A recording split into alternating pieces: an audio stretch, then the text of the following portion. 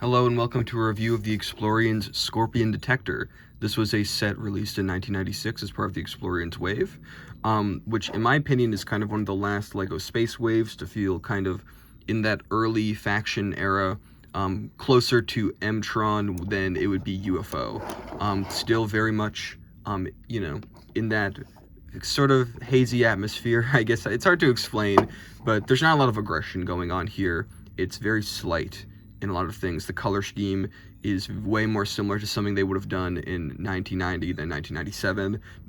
You kind of get what I mean. But I like Exploriens for what it is. It's all about discovery, finding alien fossils. Very cute. It has a few cool gimmicks up its sleeve.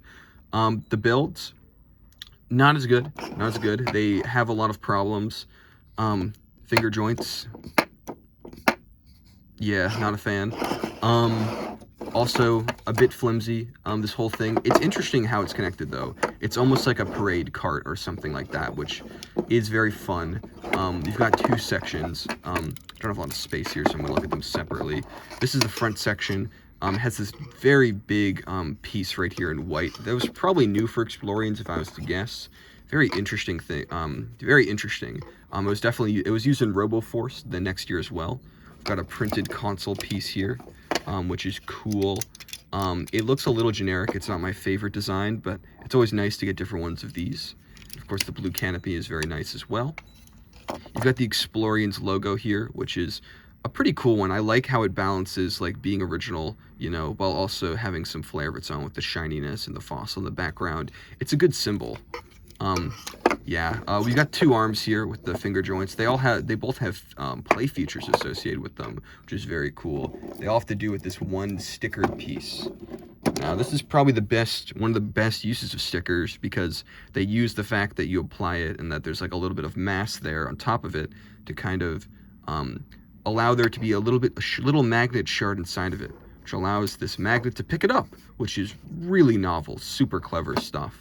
Even more clever is the whole idea with the different colored translucent pieces, where it's hard to capture on camera, but if you look at it through light, part of the picture disappears. So you can see there it has both of them, and then here you can just see him eating it, or about to eat it. But if you do blue, he's eating that thing, and that's very clever.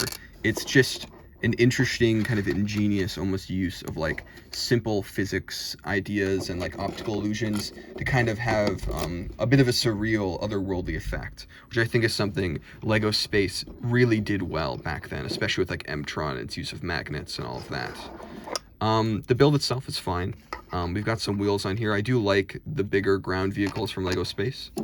Inside we have an Exploriens pilot. There's two Exploriens designs, torso prints at least.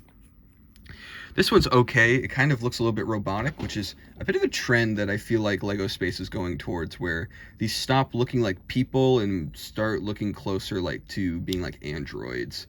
And then 1997 with, they kind of start explicitly saying that they're androids, at least for UFO and insectoids. But even RoboForce, they seem to be decked out in cybernetic enhancements or something. This is a cool print.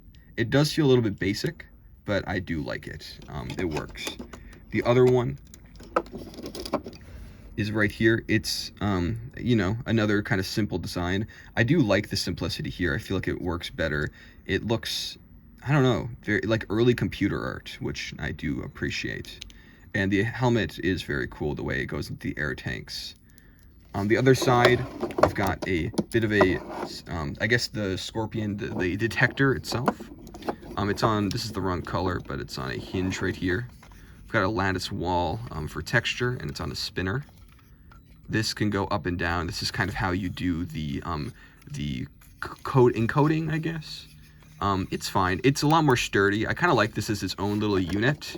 You could almost imagine this as being sent off to do exploring while the other one hangs out as like, this is the aggressor, this is the defender in terms of exploring and finding fossils.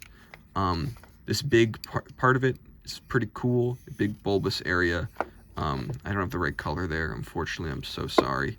I just saw this set and I'm like, I kind of want to take it apart, but I realized I've never reviewed it. And I'm also running out of storage space on my phone, so we could like literally stop. It could stop recording any second, so I'm going as fast as possible, which is efficient. It makes sense, but it's probably made this the worst Explorians review on YouTube, or at least one of the bottom ones, if there even are that many.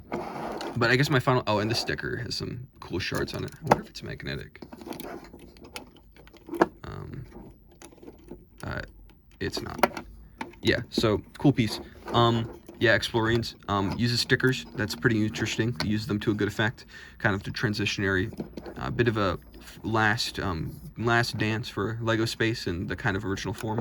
I like the way that this goes down on there. I think it looks all right. It's a little flimsy, not the best design. Explorians is very cheap to get on the aftermarket. This set still only goes for like 30 bucks. And if you want a Lego Space set, just any Lego Space set from this era, you can do much worse than this. I'm running out of time desperately.